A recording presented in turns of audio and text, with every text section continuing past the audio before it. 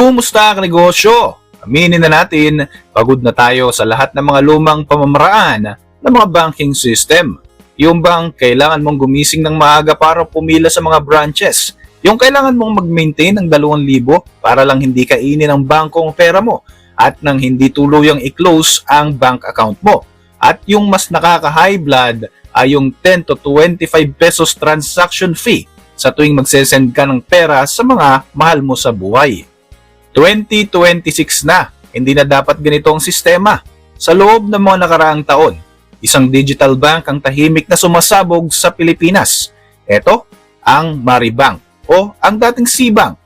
Marami sa inyo nakakita na nito sa Shopee app. Pero ang tanong, safe ba ito? Sulit ba talaga ang mga interes at bakit ito ang tinawag na game changer ngayong taon? Sa video na ito, ibibigyan ko kayo ng mga impormasyon para malaman nyo kung bakit magandang magkaroon ka rin ng account sa Maribank. Disclaimer lamang, hindi po ito sponsored video.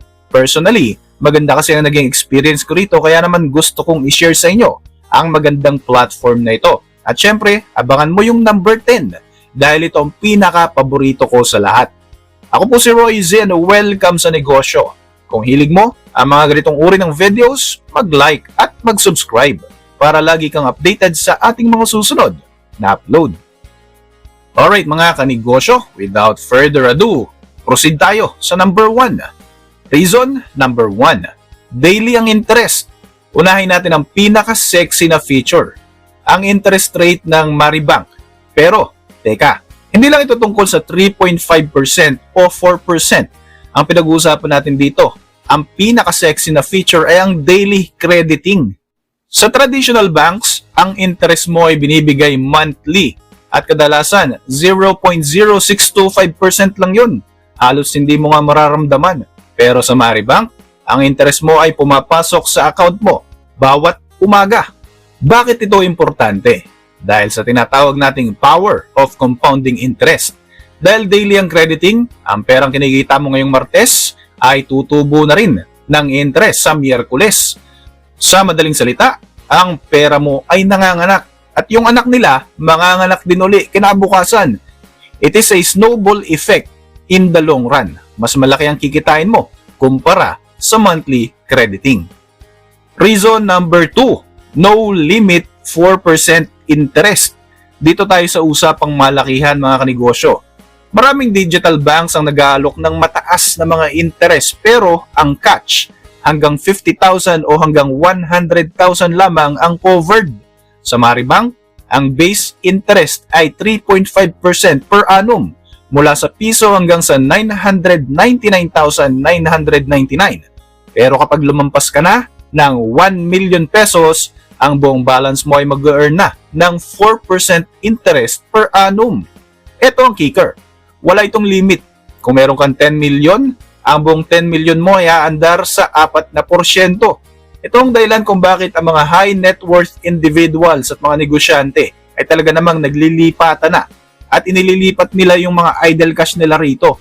It's the ultimate parking space para sa tinatawag nating emergency fund o sa iyong business capital. Reason number 3, ang 15 free transfer strategy. Pag-usapan natin ang mga hidden wealth. Ang mga natitipid mo sa mga transaction fees. Alam nyo ba na ang average na Pinoy ay nagbabayad ng halos 200 hanggang 500 pesos kada buwan sa bank transfer pa lamang? Ang Maribank ay nagbibigay ng 15 free transfer bawat linggo. So let's do the math. 15 transfer times 4 weeks, it's equal to 60 free transfer every month. Kung ang average fee sa labas ay 15 pesos, nakakasave ka ng halos 900 pesos sa isang buwan. Sa loob na isang taon, that's 10,800 na natipid mo. Malinaw na pera, pambayad na yan sa kuryente o sa internet o pambili na ng grocery. Ang Maribank ay hindi lang bangko, para siyang discount card para sa bawat galaw ng pera mo. Reason number 4, ang e-loading business sa loob ng app. Kung ikaw ay isang estudyante o wise na nanay na gustong magkaroon ng side hustle, ito ang subukan mo. Sa loob ng Maribank application, ang pagbili ng load ay laging discounted. Sa GCash, minsan ay may service fee. Pero sa Maribank, Ang 100 pesos load mo ay mabibili mo lamang ng 95 pesos. Kikita ka na kaagad ng 5 piso. Kung may sari-sari store ka, ito ang pinaka-efficient na paraan para sa paglo-load. Maliit, oo, kung titingnan. Pero kung marami ka namang customers, malaking tulong ito sa iyong cash flow. Reason number 5, seamless Shopee integration. Ayan, yung mga mahilig dyan sa magpa-deliver, mga may parcel. Ang Maribank, ito yung dating C-Bank. Meaning to say, pagmamayari din ito ng Shopee. Kung Shopee user ka, it's a no-brainer choice. Bakit? Kasi unang-una, instant cash in. Wala nang paligoy-ligoy sa mga proseso. Pangalawa, may mga exclusive vouchers at cashback na hindi mo makukuha kung ikaw ay Shopee Pay user only. Ang Maribank account mo ay para magsisilbing VIP pass sa bawat sale sa Shopee. Kung ikaw naman ay isang Shopee seller, dito ang pinakamabilis para sa mga payout mo. Hindi mo na kailangan maghintay ng ilang araw para makuha ang pinagpaguran mo. Reason number 6, ang Mari Credit. Ito ang tinatawag na fair na pautang. Lahat tayo nangangailangan minsan ng extra push, lalo na pag nagigipit tayo. Pero sa dami ng mga predatory lending apps ngayon na may 20% interest bawat linggo, nakakatakot mangutang. Dito pumapasok ang Mari Credit. Based sa iyong usage at savings behavior pattern, bibigyan ka ng Maribank ng credit line. Ang interest ay mas mababa sa credit cards at mas transparent kesa sa iba. Ito ay invitation-only feature sa ngayon. Kaya ang pag-ipon mo sa kanila ay nagsisilbing trust builder para mabigyan ka ng capital para sa iyong negosyo o sa emergency. Kanegosyo, kung umabot ka sa part na ito, siguradong interesado ka na magbukas ng Maribank account. Kaya naman, pakilike na rin yung ating video at mag-comment ka na rin kung saang lugar ka nanonood ngayon. Maraming salamat! Reason number 7, security and biometrics. Pag-usapan natin ang security. Maraming takot sa digital banks dahil baka daw ito ay ma-hack. Ang Maribank app ay isa sa pinaka-secure sa bansa sa ngayon. Bakit? Dahil mandatory ang biometric login. Pwede mong gamitin ang Face ID or fingerprint. Hindi katulad ng ibang apps na madaling ma-bypass ang PIN. Dito, ikaw talaga ang kailangang humarap sa camera o fingerprint mo ang gagamitin. At dahil regulated nga sila ng Bangko Sentral ng Pilipinas, kasing level nila ang BDO o BPI pagdating sa compliance. Plus, syempre, insured ka sa PDIC up to 500,000. So kung may 500,000 ka ngayon pababa, wala kang dapat ikatakot.